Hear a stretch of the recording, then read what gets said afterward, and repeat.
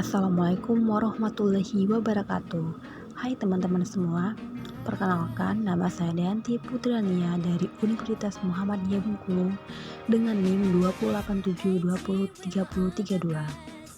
Saya dari Prodi Pendidikan Ekonomi semester 3. Saya merupakan mahasiswi program pertukaran kampus Merdeka yang mendapatkan penempatan di Universitas Negeri Makassar.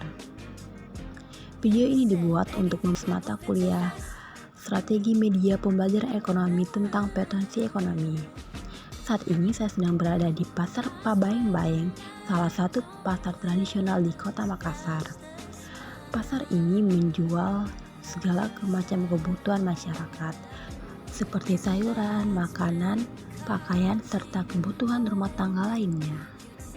Saya mengunjungi Pasar Pabayeng pada tanggal 8 Desember 2021. Dan ini merupakan kunjungan pertama saya ke Pasar Pabayeng. Kondisi pasar tidak terlalu ramai dikarenakan cuaca sedang hujan.